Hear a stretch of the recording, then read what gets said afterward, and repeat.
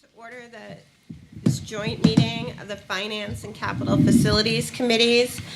Ms. Boucher, could you take the role of the Finance and Capital Facility Committee members that are here? All right, here's the role for the Finance Committee. Ms. Campbell? I'm here. Ms. Meeker? Here. Ms. Walsh? Here. And Ms. Minot? Here. And we are also joined by board members, Ms. Sadowski and Ms. Hastings.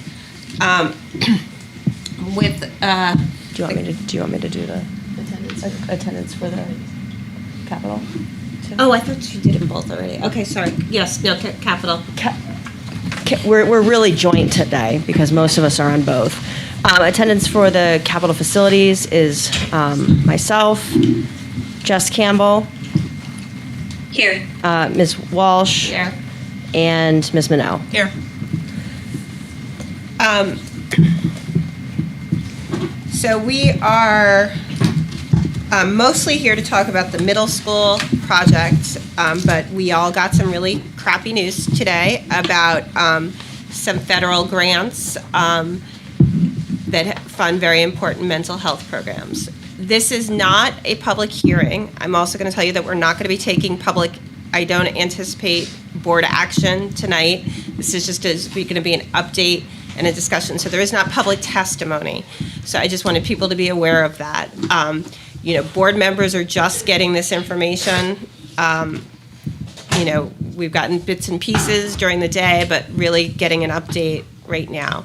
So I'm going to turn it over to Ms. Desmond. Are you on the hot seat? And is Sure. Ms. Seiden here today? Ms. Seiden is visiting a family member who's up. But I did just speak with her. Okay. So you want to move the later agenda up to number one? Yeah, so I thought we would just start with Okay. the discussion of Yep, mental health we will. grants, given the Yep. interest and the people, from folks that are here tonight. Is everybody okay with that? Yes. Yep, all right. Oh, yes, we do, thank you. Before we get any further, Ms. Campbell is actually the chair of finance, I'm filling in for her tonight, is attending remotely. She did notify the president of the board within the required amount of time that she is unable to attend for business reasons. So I just asked for a motion, or I will move that we approve her remote attendance. Seconded. Second by Ms. Meeker. Is there discussion? All those in favor? Aye. Any opposed? Motion passes. Great, thank you. Now, Ms. Desmond. Yeah. Well, I can start.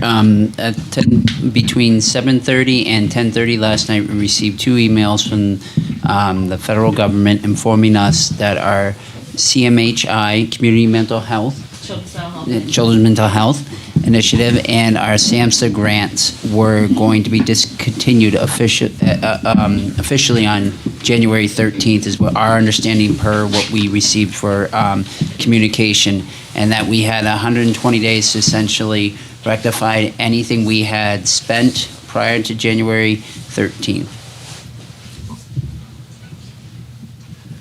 Sorry, keep going. Anything you would add to that I portion of it? just would clarify, both of them are SAMHSA grants. One of them is the Children's Mental Health Initiative, the other one is Project Aware. Yeah. So, as you have been made aware of, that this does impact many staffing that we've been able to bring on to assist students in our school, our families in our community, around various issues: mental health, transitional living situations, food insecurity, clothing, accessing social programs in our community, early childhood education, from birth to 3 through some of our family centers. All these resources that we have available in our district are impacted to some degree through the loss of this grant. Grants. Grants, 2 grants. 2 grants. And totality of the grants, and Ellen, please correct me if I'm wrong, is somewhere up to 6.9 million was So, in terms of what we were awarded? or- total, yeah, original award. So our original awards are, the Children's Mental Health Initiative is about 3.4 million, and the Project Aware award is about $8 million. over 5 years. So CMHI was a 4-year grant. We are in year 3, where we're entering our final year with a continuation due within the next several weeks that we had been preparing. Project Aware is a 5-year grant, 4 years of which were guaranteed under a multi-year grant budget with a 5th year of renewal in the same amount of $1.6 million. And what year, we're in like year 3 of And Project we're Aware? entering year 3, correct. And these grants, we held our breath at the end of the last fiscal year, and then they were renewed. Correct, yes. So Yep, we have in done quite a bit October of, or November. contingency planning, lots of conversations with partners, much conversation about sustainability from the very beginning, knowing the situation that we're in. Yes, I will say one thing I just want to make sure it's on record. This is not cancellation for non-compliance in any way, shape, or form. It is for, quote, non-alignment with SAMHSA's priorities. That is what the official termination notice says. But we certainly can attest to the incredible work that's been done under these grants by our staff and partners. There's something, I think it might be Jenny's not on. No, I No, think it's no, it is. the radio. oh, it's radio, okay. Could you talk to us a little about the remaining costs for this year and Sure. the personnel that's supported by the grant? Yeah, absolutely. So, as Dr. Herbert said, we are, of course, able to be reimbursed for costs up to the termination date, 1/13. We do have a termination extension request pending. There are very few processes and protocols on how to do that. This is pretty unprecedented, but there are federal regulations that do require the federal government to, provide procedures and things like that if we want to appeal, et cetera. So we have started the motion on that, taking action on that. The funds that we have outstanding through costs incurred on 1/13, there will be no problem getting reimbursement for those costs. I say that I believe there should not be any problem with that. None of them are being contested. None of those costs. We, in our calculations today, we have obligated through salaries and benefits and contracts about $1.6 million between the two grants. Of that, in particular, $395,000 is salaries and benefits for grants, our own personal employees, our grant staff, through 6/30/2026. We do have provisions, of course, in our contracts and subcontracts to cancel those contracts if we are not appropriated funding. So we do have those safeguards in there. We're working with our partners to try to figure out what kinds of work can continue. I will say I'm very happy at the relationships that we've built through this work, because I've already received multiple emails. I know that Riverbend representative is actually on her way, and we'll be chatting, with us in the future about continuing care for kids. What can we do that does not have a fiscal impact to the district? What are they able to continue to provide to ensure that there's continuity of care for those kids? These are grants for students who are in most need of services, so the impact programmatically is detrimental to their well-being.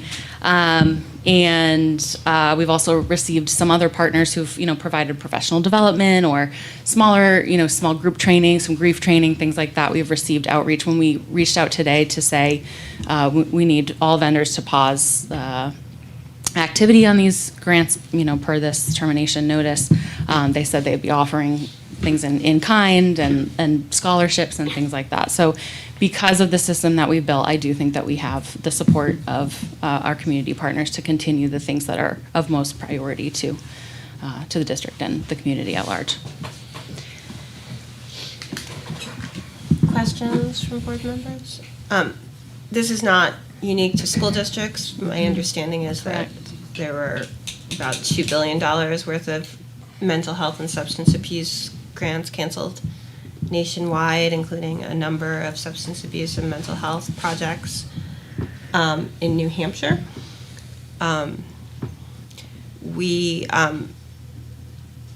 will likely, I think we could probably do at the end of our meeting, because I know some other board members are trying to get here, have it out in public, are to discuss what we've heard from our legal counsel on this as well.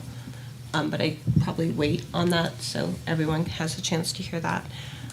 Ms. Minot? I have a hard time just hearing numbers verbally sometimes. So just to make sure I understand, 395,000 is what we would need to cover our own staff that are funded on these grants between now and the end of the school year. That is correct, Okay. yes. That's what I wanted to check.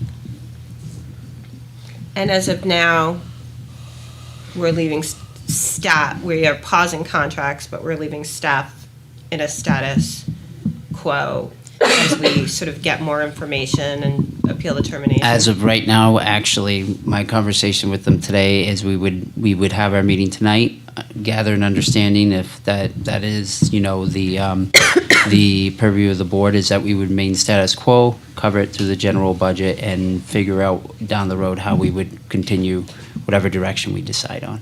I mean, I don't know how other committee members feel. I feel like I need a little more time to sit with this before Absolutely. we take any action. Ms. Meeker? Yeah, I would just like to say, especially for everybody in the room who's here trying to figure this out too, we're all trying to figure it out together.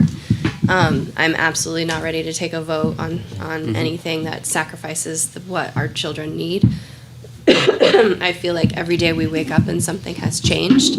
So I really want to stress that however we can move forward low and slow and not be reactive, keep our programs steady, keep our staff feeling stable, and then make decisions based on information as it comes in. I feel like this isn't the last of the information that we're going to get, right?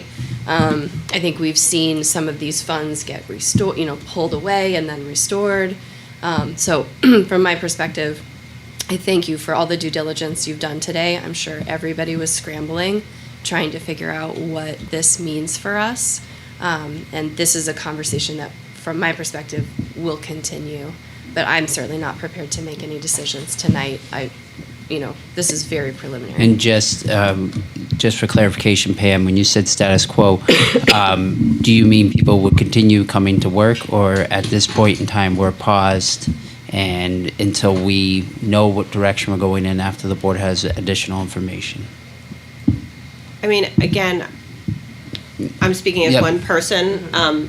I would assume that people would continue coming to work as we sort of wrestle with this. We would have to identify some funds for the Absolutely. interim period, and I'm sure Mr. Dunn has something to help us with I this thought about in that. what has been a really horrible year. It's 10 of 11. It's 10 of 11. I haven't started. No, I'm kidding. Yeah, we And have I'm some not, ideas for you. at least get us Yep. to our Yep. February board meeting, Absolutely. so that we can have more time to digest and look at options. Yep. And maybe that should actually be a motion that and I'm only talking about our staff, I think we do have to pause all outside contracts. Yes. We shouldn't be buying supplies or contracts or anything like that. But I will move, I guess we Probably. can recommend to the full board at 7:00 before we go into our non-public meeting. So I will move that we recommend to the full board that that we continue to maintain the status quo with our own employees, funded through these grants, at least through the Tuesday after, what's the February board meeting? February 2nd, I think. So until at least February 3rd. And that will give us some time to understand all of our options. Does that Makes sense? And is there a second? Second. Second by Ms. Boucher. Is there discussion? I mean, other than to say, I feel like we're all in absorbing mode. Yep. Right now, my expectation was not to take any votes tonight. Yep. So this is something I just want to sit with for a minute. And that's fine. I guess what I'm hearing from the administration is because they are now spending money that isn't budgeted, they do probably need some, So you, And, you and in need us fairness to the staff, like, if today, they came to work and I don't have money to pay them, I have to find that in the budget, and Yeah. that is just the reality of it. And our budget situations being what they have been this year, have been challenging. And, we are going to have to consider and have time to consider, different strategies on how we could move forward with this, but just for the sake of the people in these positions, knowing if they can come to work tomorrow, or I did have the very candid conversation that they may be asked to stay home tomorrow because I can't pay them, so. Okay. do we know roughly how much, we're talking 2 weeks, right? How much we're talking about in dollars? I can get you that figure quickly, yes. Maybe by the time the full board is sitting and Yes. have that discussion. Yes. So this is a recommendation, I guess, from finance committee members. This would be a finance committee to the full board, who is meeting at 7. So you can stay and testify if you really want to at 7. So do you want to vote on this now, finance committee members, or do you want to table it and come back to it in a few minutes so you have time to sit with it?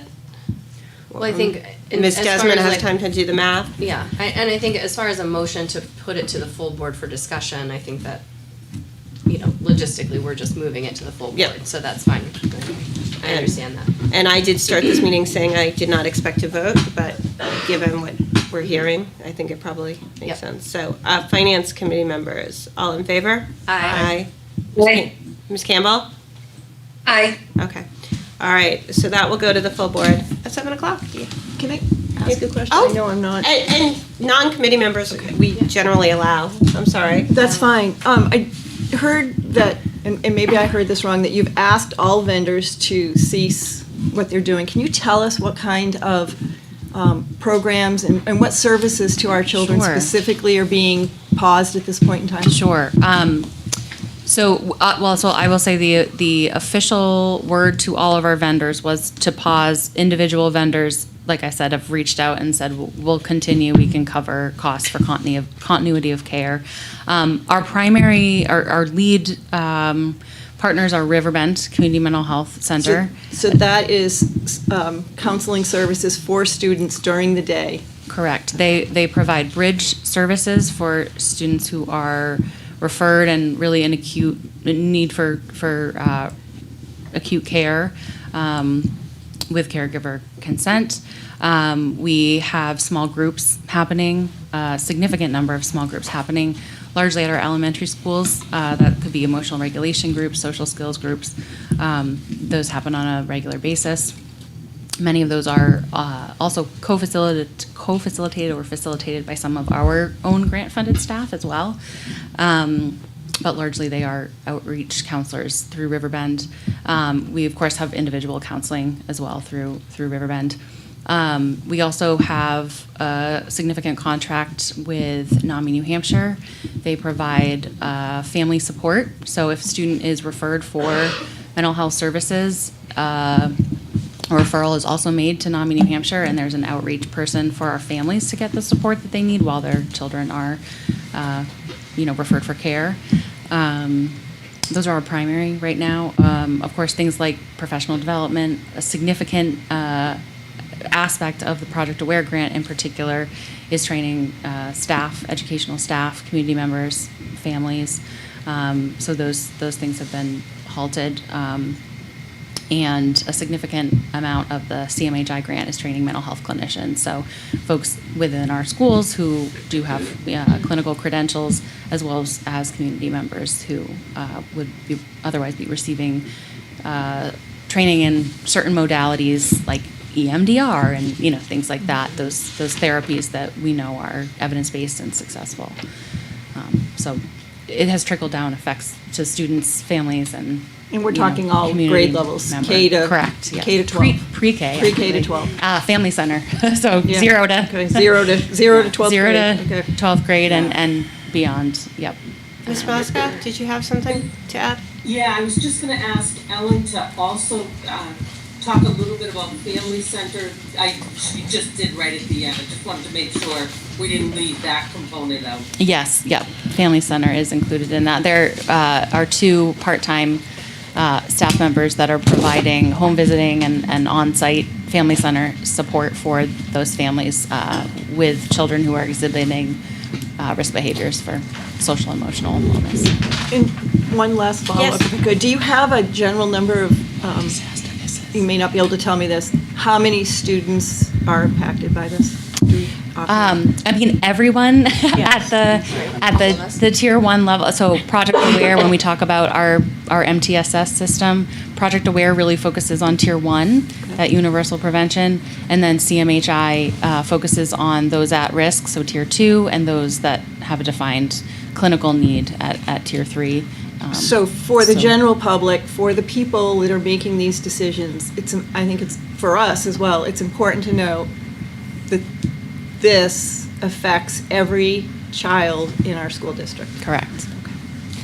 Ms. Boucher? I have something just to follow up with Brenda. I think it's not just every student within the school district. This is very shocking, and I agree with Kara in terms of letting this sit, is that this is not just going to affect every student, because if those who aren't seeking support, that has a trickle effect on staff, students, as well as our community, because we're all going to feel the effects, all the community members, of when we are not supporting our community, what's going to happen. And so I hope that everyone listening tonight really thinks about what this means for not just Concord, for the state and for the nation, without the support for mental health and substance use. And I'm very shaken by this whole thing. Ms. Minell? Would it be possible between now and our February meeting to get an itemized list of the positions that are currently funded by the grants? Absolutely. That would just be helpful as we. Absolutely. My understanding from Ms. Desmond from the letter that we received terminating these grants is that it said it did not align with priorities and that we couldn't correct the grant because it aligned with the priorities, but it did not say what the new priorities.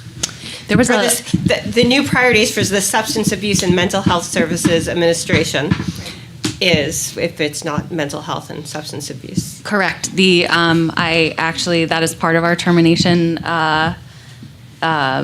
challenge. The things that are cited as the agency's highest priorities are, in fact, substance misuse and mental health or mental illness prevention, which is what these grant projects were for.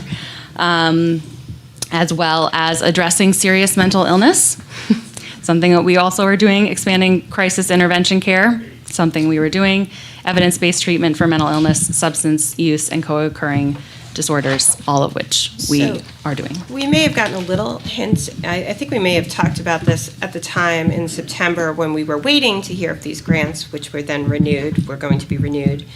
The Secretary of Education and the Secretary of Health and Human Services wrote a joint op-ed on children's mental health and suggested that they don't need counseling, they need fresh air and good food. And and exercise. I strongly believe that children need good food. It'd be nice if they were not cutting nutrition services. Give us free lunch now? That they need fresh air and they need exercise, but they also need counseling, they also need mental health, they also need some of these interventions that these grants provide. I woke up to this news from my day job, and so actually the text came in at 11, but I also believe in good sleep, so I was asleep. And so I saw this at like 5 a.m., and it's really disheartening. For years we've been told that the juxtaposition to me is that the solution to everything is better mental health care. We don't need to address guns or gun access. We just need better mental health services. And now it appears they're not interested in doing any of that. So I apologize for being late. Is the cutoff immediate, like money stops today? So the cutoff, it was yesterday, and the notice came in at what, 7:30? One came in at 7:27 p.m. One came in at 10:32, 10:38 p.m. So it's lots of lucky I was warning. working late. What you missed is, and we'll take it to the beginning of our full board meeting at 7, is the Finance Committee is recommending that we extend from general funds through our next board the day after our next board meeting, the funding for the employees' positions in the district, so that we have some more time to absorb this and figure out what it means. That makes perfect sense. So we'll discuss that at 7 when we do our board meeting. And I'm going to find a clock in between that. It's driving me crazy. Any other questions on this? Otherwise, we do have some middle school stuff.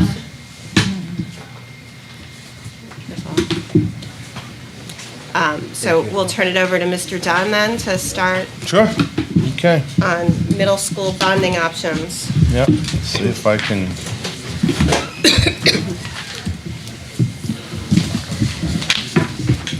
Sorry, this Well, was let's- first. I was hoping all the other stuff would be first. It was supposed to be first, but then we had a crowd, so we Yeah, I know, I feel- so we Just sorry, reversed it. I would've I'm just done gonna- this No, no, no, differently. it's just- If it's okay, I'll just pause while Yeah. people, unless they're gonna hang out.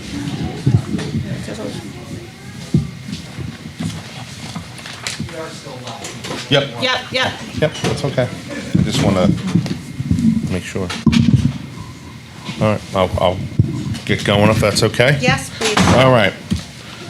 Just a high-level timeline as far as milestones. So you've approved the project on October 23rd. You had a hearing on the bond resolution on January 5th. And then we are at tonight, as far as January 14th, having a joint meeting with Finance and Capital Facilities. Tomorrow night will be a meeting of the Building Committee. And then the planning review is next week. I believe that is the 21st, not the 22nd, but I'll confirm that. You're right. Yeah, so we'll edit that real quick. And then you'll have a special board meeting on the 28th, which is asking for you to approve the bond or loan resolution. And also, what we're going to talk about tonight is the construction manager, approving the construction manager that was bid out over a year ago. We will be at 60% construction documents and early bid package preparation, April 2026. Construction would begin in April. That will be mobilization. And then 100% construction documents will be completed in August. And then what's the guaranteed maximum price in September of 26. So it's an aggressive agenda, but that's where we are.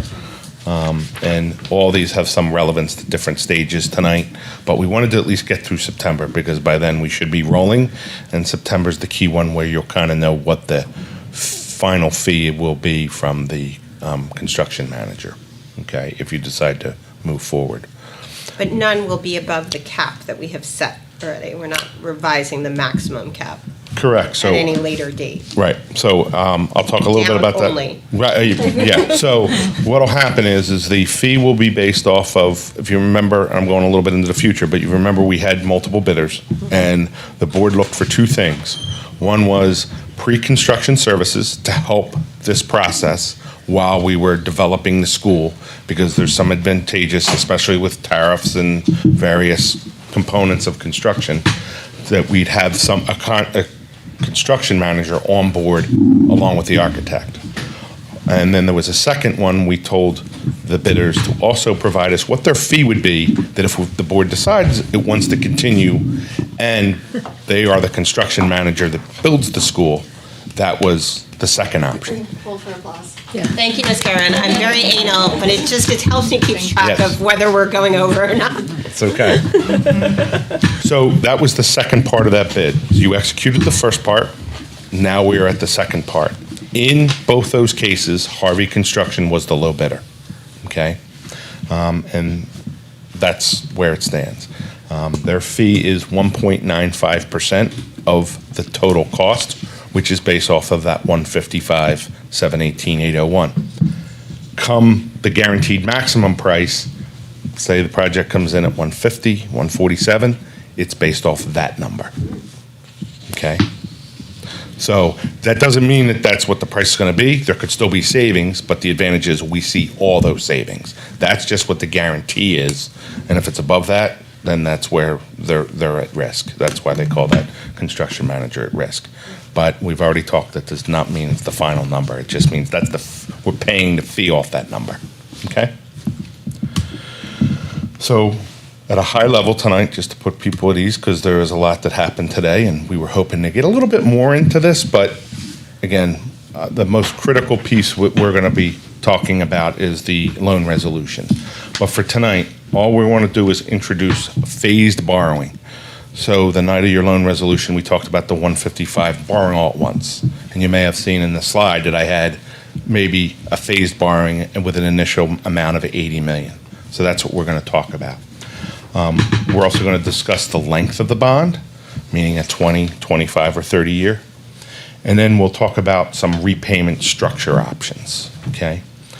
And I want to just stress to you tonight, the purpose of tonight is to provide the administration with some direction on these items if you're comfortable. The most important item tonight will be the formal recommendation on the loan resolution, because that's the legal part that we need to do in order to get to the bond market. Okay. Once again, the legal requirements that have been met are as part of the loan resolution process. We'll get additional information from our financial advisors once we meet all those legal obligations. So I want to say this is similar to when you purchase a home and you get pre-approval. You're at the pre-approval process. Okay, if I can put it that simple. I want to reiterate this are the numbers. If you remember, the total project budget was the 168,777,480. Then we have various tax credits, rebates, and early bid package that bring it down to what the board does not want to exceed 155,718,801. So that's the details that make up at a high level the budget. Now let me go into some basic bond things. As I talked about, we did it all at once. So if people have been seeing that number, now we're going to talk about a phased approach and looking at $80 million as an initial bond, okay? We're going to talk about a 20, a 25, and a 30 year. And in front of you, in this nice big font, sorry, I will have individual sheets, but we wanted to try to get you to see across, and we'll be able to have a little bit more view and you'll have time to spend with this. So again, we'll talk about 80 million, 20, 25, 30. And then we will also talk about the debt payment repayment structure, which is either equal principal or level debt. So equal principal, the payment, it starts out higher and declines. So every year, the money would go down once you start paying your principal and interest. Level debt is similar to your mortgage. You get a 15, 20, or 30, it's the same payment for whatever the term is. That's an option for you. We have typically chosen the equal principal route. Even though you pay more upfront, it's less interest overall, but it also allows the debt to decline every year, so you start to achieve savings. Once you hit that high mark, it's all down from there, okay? And it opens room in the future to take on more projects when necessary, all right? So as you see, the the tax impact is a little higher. The total interest overall is going to be lower on the equal principal versus the level debt. And with the budget, you have, they call it moderate predictability, and you have higher because you know exactly what the payment is. But at least with the equal principal, you know every year it's going down. So let's try to take a look at this sheet so you can compare the two, all right? So if you're looking at the 20-year bond and 25-year bond on one side and 30 on the other, you will see two different structures. You will see an equal principal structure on the first two to the left, and you'll see a level debt structure on the right. In addition, the difference between these two, you have the flexibility as a municipality to also pay interest only in year one and then have the principal and interest paid in year two. That is typically what we have done, so we slow road the on-ramp, but you have the option to say, I want principal and interest all in 1 year. So if we take a look there on the 20-year, to the left, you see it says equal principal, principal and interest year 1. That is showing you what the principal amount is, the interest, and what those total payments are. This shows you the tax impact per thousand. I show you what the tax impact is annually on a $400,000 assessed value home. I do have a 350 and 450 that I can print and give you.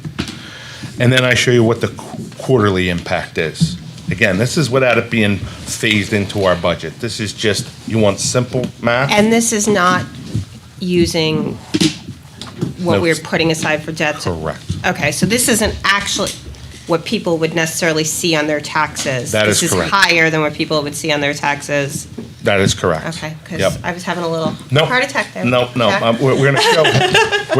I wanted to get tonight to be able to show and then build it all in, Yeah. but based on the issues today, we didn't get there. But anyway, I wanted to at least show you at a simple model, a simple level where that is. But then you go over to the next block and you see equal principal where you have interest and then year 2 principal and interest. If you look at the bottom line for the payments, you're looking in about a $1.8 million difference that you pay in interest more versus, deferring interest and principal versus principal and interest in year 1. Okay?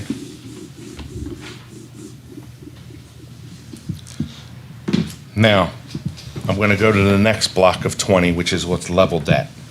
And level debt, you're going to see that the interest is more, but the payments are consistent. Again, same purpose, principal and interest. So you pay principal and interest in year 1, or interest only, and then year 2, principal and interest. You see what those tax impacts are of each. But the bottom line is, if you compare equal principal and interest, equal compared to level debt, principal and interest, you're looking at almost $3 million more in interest. Go over to the equal principal, interest only year 1, principal and interest year 2 versus level debt, you're looking at, again, about $3 million more in interest. But you also look at those tax impacts, once you're at that level, you're going to stay at that level for a longer period of time with level debt versus equal principal. Do you see how it goes down each year under equal principal, but stays the same with level debt?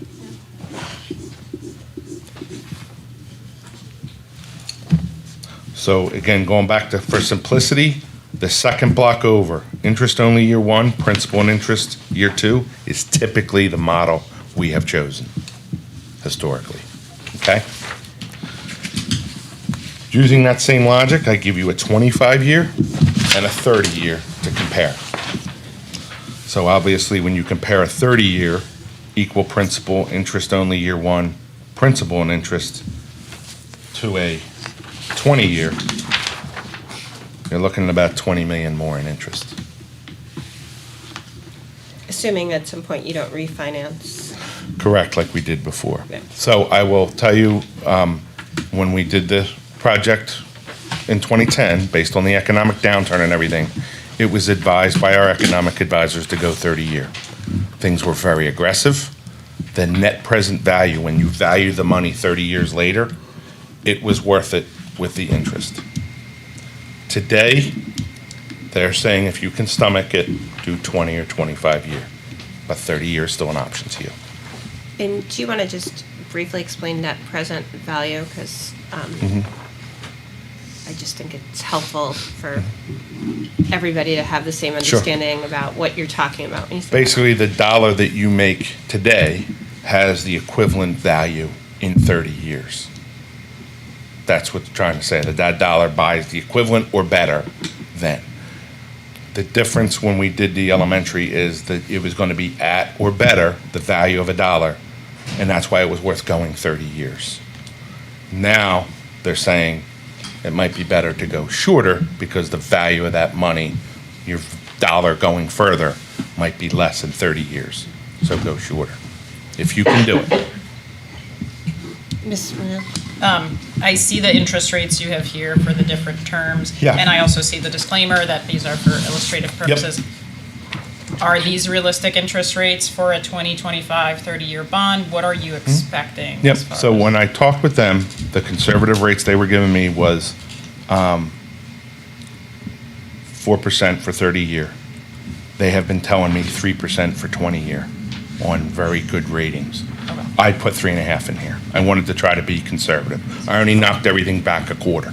Right. And I told them that's what I was gonna use, and they felt okay with that. Okay. Okay.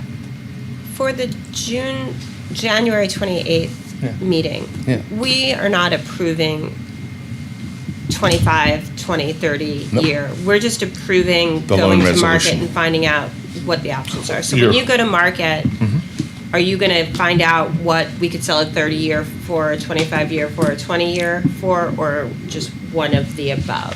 Yep, so, where is was the handout for the Yep. one in front of you? Yeah. So all we're doing now, is meeting the legal requirements. Once the legal requirements have been satisfied, bond counsel signs off, our key pieces will be the preliminary official statement will be delivered, all of which is prepared already, and that puts that out for bond counsel to review. We will have a ratings call on the September 3rd and 4th. So this is all the financial pieces that are happening. The legal requirements, once they're met, tells the bond market that we have somebody that's looking to go with the full faith and credit of the school district. Here's all their information. They're ready to go.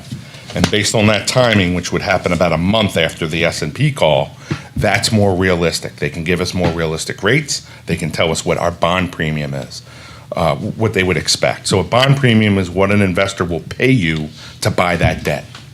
So when we funded 55 million, we got 1.8 million from the investor. You don't pay principal and interest on that 1.8.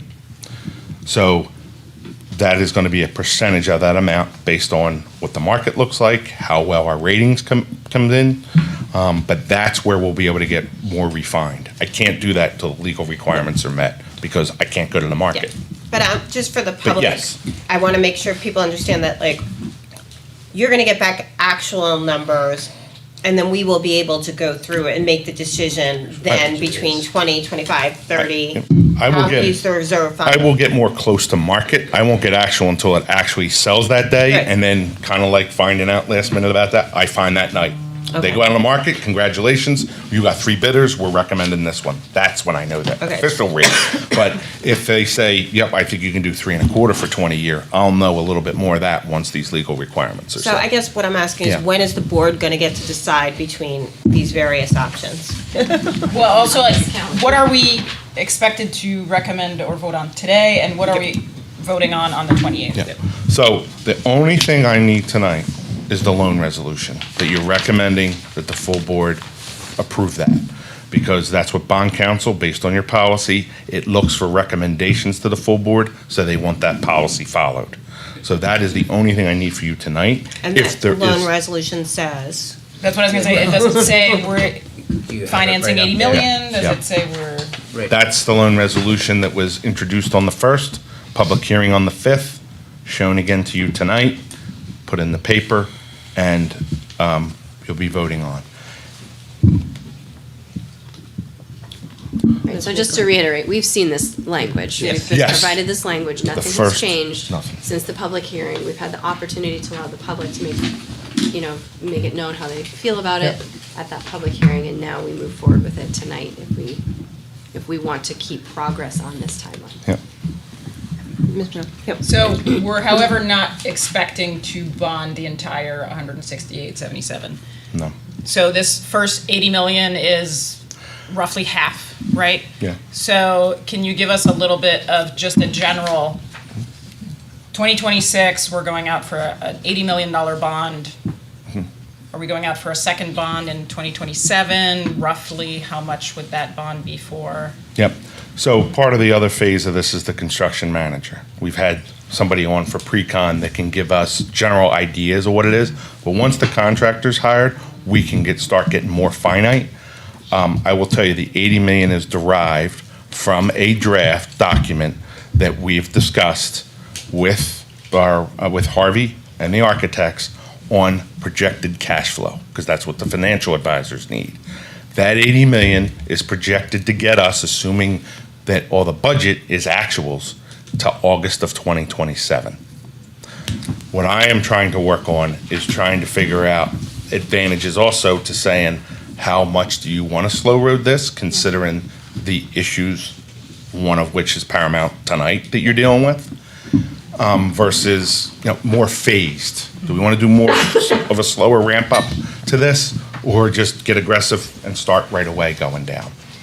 So I have created a document that allows you to see those various manipulations, but not something we're going to get into tonight. I think, again, you're hearing this somewhat for the first night. If there's any idea that you like, just saying, I think 25 years is tolerable. I think historically, if we've done equal principal, I'd like to see that. That's fine. If you're not comfortable with any of that, that's fine too. What I'm just trying to dig into, Jack, a little bit is, because I know this can go quickly, is where, at what points, and where will we have the best information for the board to sort of make those decisions about 25, 30, 80 versus the whole amount at the same time? Do we have to do this whole bond resolution process a second time if we divide it in half, or is the one resolution No. good for the whole? Once you open up the credit line, as I'm calling it for Okay. simplicity, the 168, we will keep coming back to you on the bonds. Okay, but Yep. okay. That's all will come back, not this whole process Okay. again. So when do you envision that we can have like a real in-depth work session on the various, so that we can be ready to make an informed decision, or to send you out to market saying, I want to the say. interest rate is great on 20, but like the Yeah. upfront cost makes Yeah. me lean towards 30. Sure. Yeah. I think what I'm comfortable with is early February.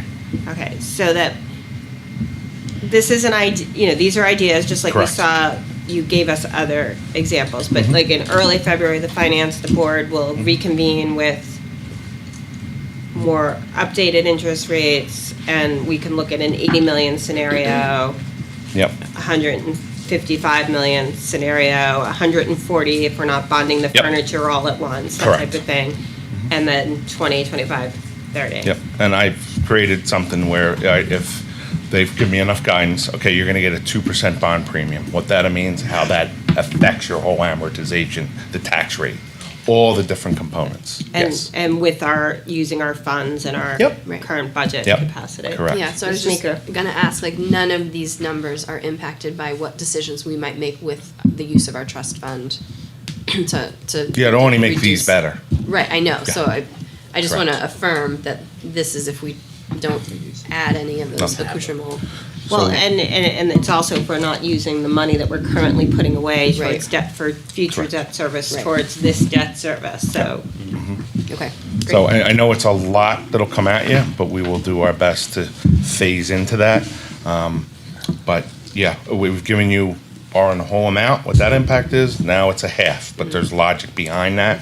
And it would be my hope to try to use the 80, the construction manager on board, go as long as we can, and try to push those bonds out a little further so we can smooth into this, because the stuff that's coming. Again, I've always been concerned about more the operating than I am this component, because this you can manage a lot better. And unfunded mandates, you mean? Oh, yeah. I mean, in terms of the equal principal versus level debt, like, there is something appealing because the numbers look smaller on the level debt, but Yep. as a board member, as a community member, I appreciate the thoughtfulness and the capacity that past boards left us to be able to continue to Yep. make capital improvements, and so I lean towards equal principal, Sure. but I don't know where others are. My document will be able to allow you to toggle between level principal or level debt and equal principal.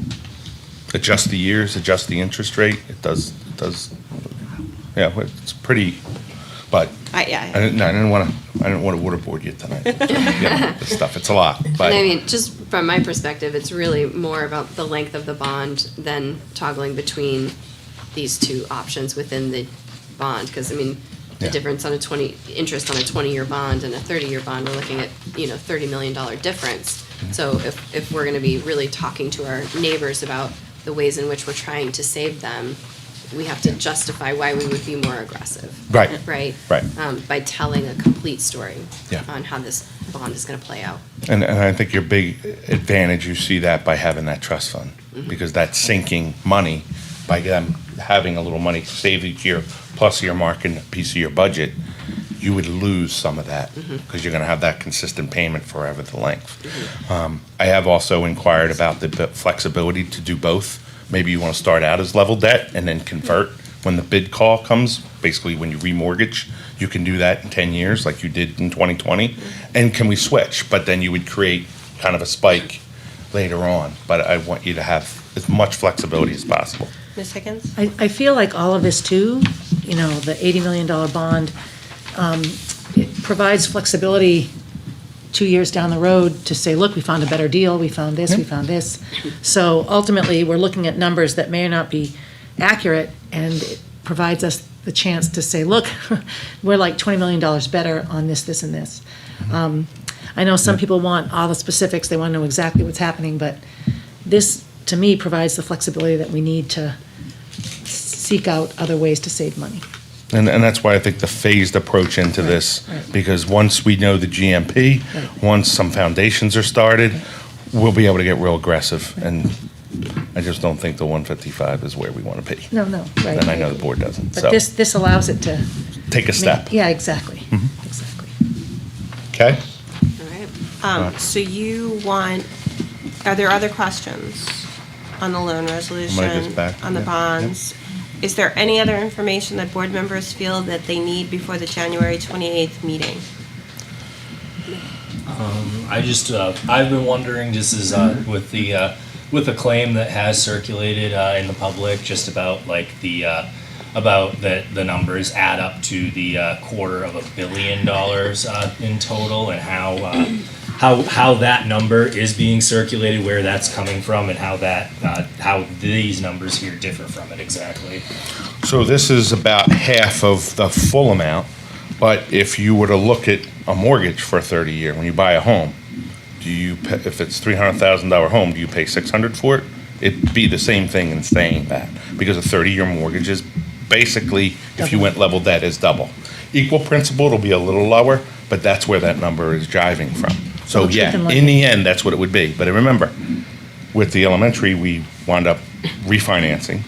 $450,000 a year was saved for the remaining 20 years. Your net interest rate came down to 1.43%. So it's all in the now, all very similar conversations from 15 years ago. But in the end, what actually happened, we have a track record for that, and we hope to replicate that here. And that's where you sort of get back to future value or the time value of Exactly. money, Time which value of is money. What's a dollar worth now?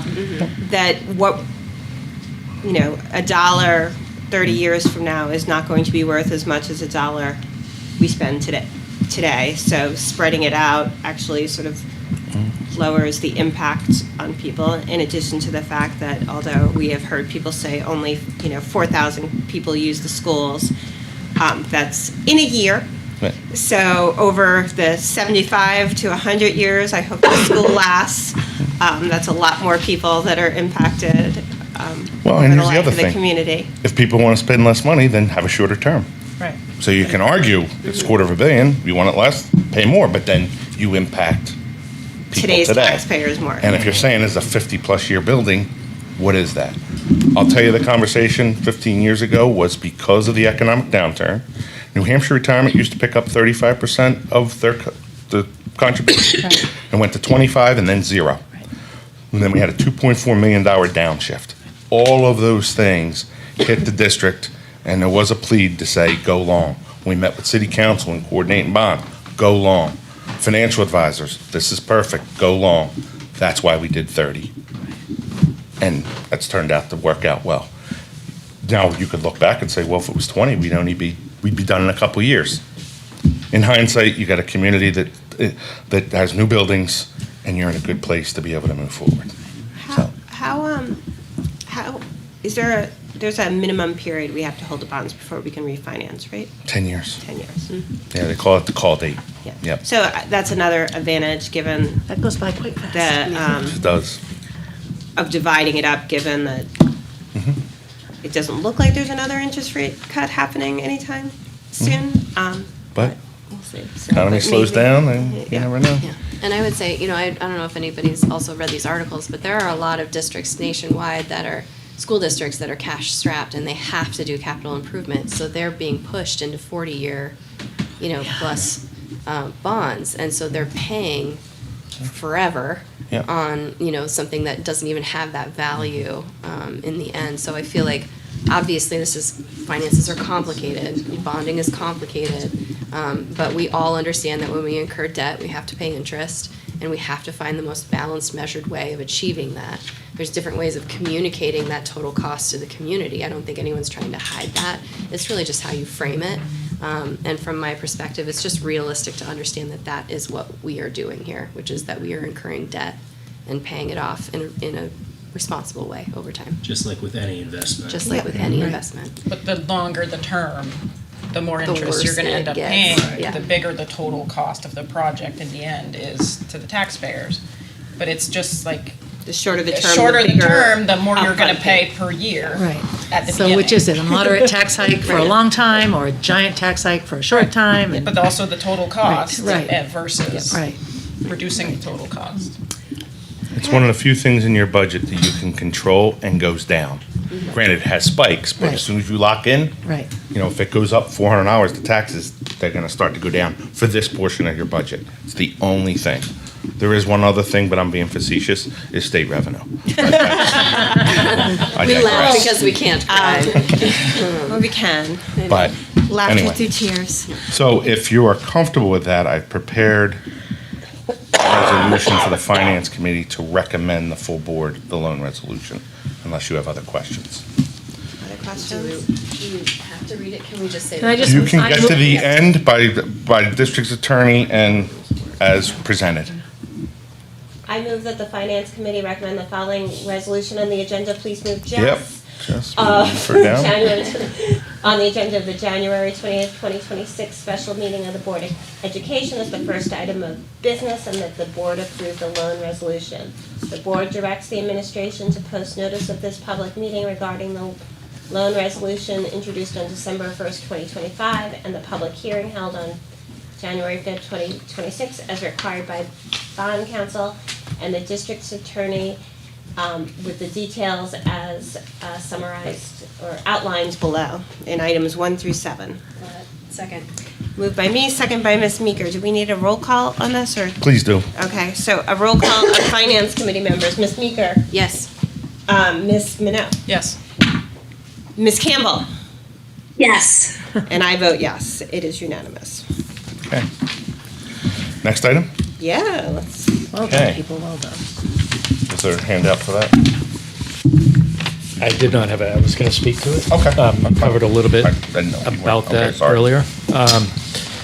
So we want to recommend to move forward with Harvey as construction manager. And the reason we do, we've had them for the past 18 months. They've been at all of our weekly meetings that we have with the architects. They've been offering sage advice throughout the whole entire time that we've been working with them. In addition to those, we talk to them on the phone. We get good advice from them. They've been a great partner. When we wrote the RFP back in January of 2024, we went through our whole quality-based selection criteria process to hire them on May 6th of 2024. So, like I said, for the last 18 months, this project, working with them collaboratively with the architects, has been, from my experience and my standpoint, a very good process. We're at that stage where it makes sense to look at early bid packages, which again were recommended to us. And we're at a stage right now that we'd like to have the Capital Facilities Committee recommend moving forward to present at the 28th meeting to the full board that we could enter into the contract for construction manager at risk. My memory of the process was that we had district employees as well as community members involved in reviewing those RFPs. We did, and some carried forward to serve on our building committee throughout the process. We did. We had parents, community members with specific experience in construction, actual experience. We had a traffic engineer who's still very active with us as part of the process. When we conducted the interviews with 3 substantial firms, Harvey being one of them.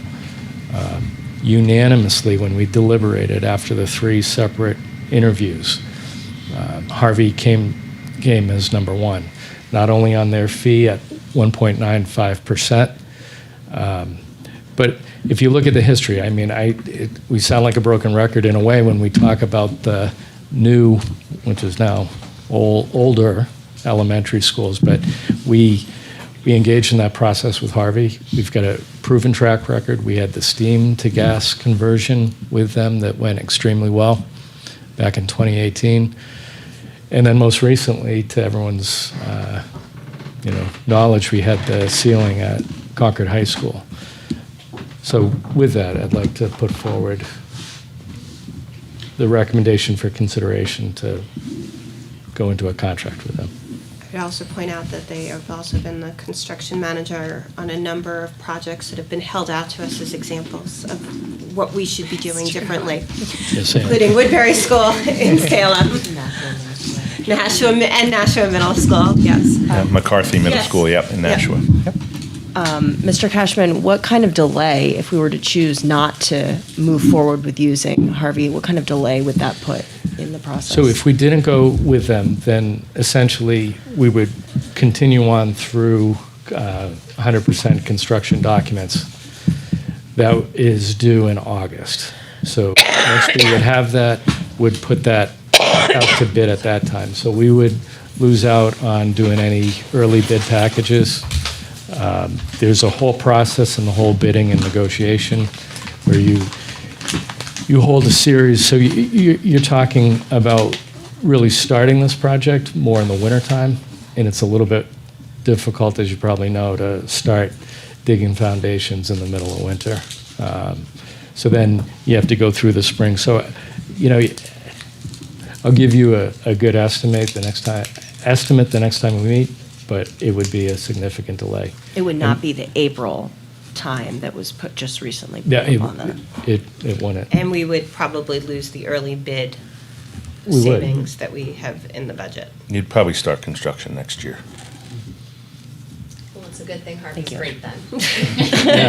Yeah. Other questions, Ms. Meeker? I would say just, as far as the timing of the contract, is this something that we invite you to negotiate it, or is there like an actual contract you would like us to review? There's a document called the AIA 133, and in that it spells out the continuation of services to construction manager at risk. Okay. So that's what we would And be that's what voting we on would- tonight? Correct. Like, basically. Correct, because we're still going to see that guaranteed maximum price sometime in September. Mm-hmm. But what this allows us to continue with our process, which, again, by the way, we put in the RFP, provided the process is working good. Well, not only do we have a good history, we've got 18 months worth of great history on this particular project, so. I think it would be helpful for the board to see the actual contract before the Sure. 28th. Yep. Just nerd stuff. We just want to see it. We like nerd stuff. Yeah. Other questions? I mean, and I would just reiterate, I'm enthusiastic about having Harvey on board with us.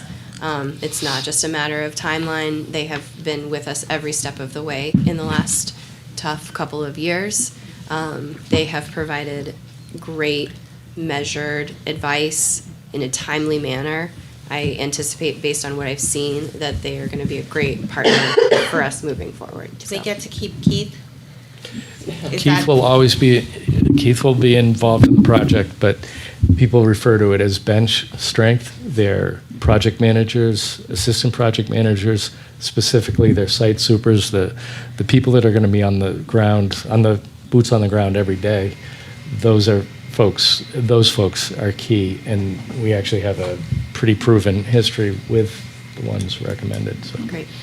I think both the capital facilities and finance committees should vote on this. Would anyone like to make a motion? Ms. Boucher? I'll make a motion to recommend to move to the full board to enter into contract with Harvey Construction as the construction manager at risk for the middle school build. Can I make a friendly Please. to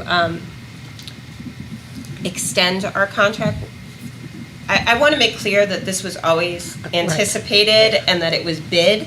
So To So this- Approve the continuation of services? improve the continuation of service. Yes, thank With the you. words. And that you've accepted their second bid, Yeah, right. because And it- they bid two components. Oh. Yeah, we can,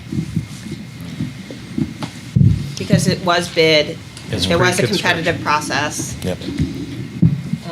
So approve the continuation of services and accept their bid for the construction management phase of the middle school project.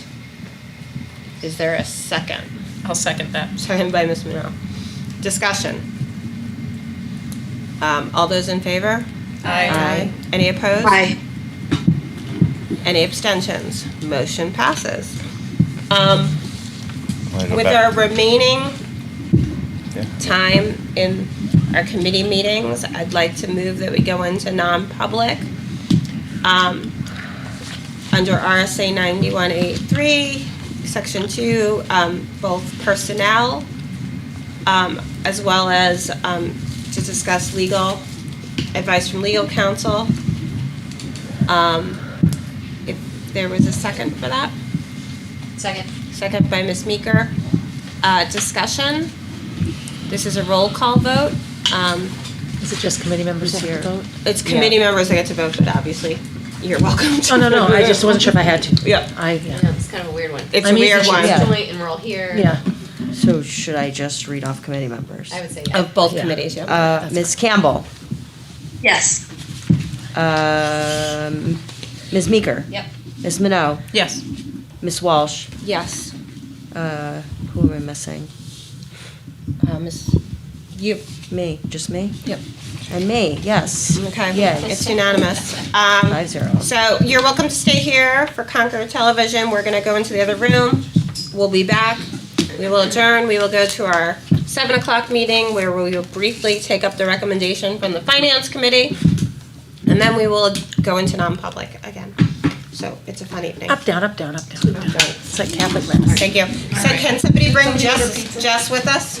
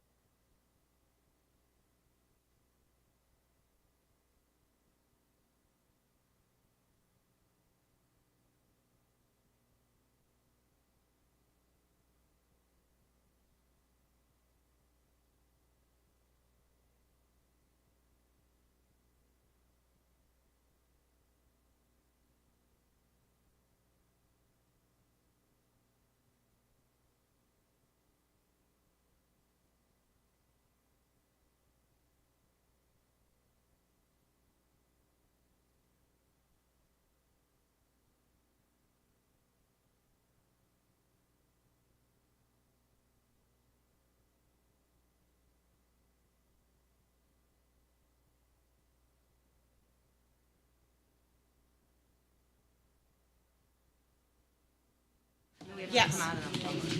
Move that we come out of non-public? All in favor? Aye. Any opposed? Motion to seal the minutes. So moved. Moved by Ms. Meeker. Is there a second? Oh my gosh. Second. Need to be somebody on the finance. Second. Second by Ms. Minot. This is a roll call vote of the Finance and Capital Facilities Committee members It's just to seal the minutes. to seal the minutes. Okay. Ms. Campbell, Yes. Ms. Meeker. Yep. Ms. Minot, Yes. Ms. Walsh, Yes. and I am a yes. All right, thank you. Motion to adjourn I'll take a motion to adjourn the joint Capital Facilities and Finance Committee meeting. So moved. Moved by Ms. Meeker. Is there a second? Second. All in favor? Aye. Any opposed? Motion passes. Great. Now I'm calling to order the January 14th special meeting of the school board.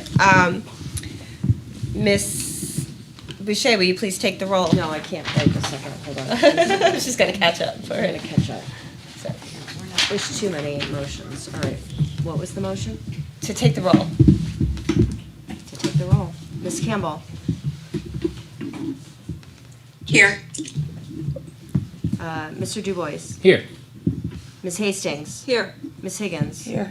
Ms. Meeker, Here. Ms. Minot, Here. Ms. Sadowski, Here. Ms. Walsh, Here. and I am a yes. I will also, we did this for the committee meeting, but we also, I'm going to again move that we allow Ms. Campbell to participate remotely. She followed state law, gave me appropriate notice that she would be out of town for business purposes and would like to participate remotely. Is there a second? Second. All in favor? Aye. Any opposed? Motion carries. All right. For our new board members, if you ever need to call in, this is what happens. Try not to. You look lovely, Jessica. We will watch you. We originally planned this for a non-public on a personnel issue. During the finance committee, the issue of the mental health grants came up, and we have a motion on that. First, I'd like to open it up for public testimony. If anyone would like to testify, you may testify now. Seeing none, I'm closing public comment.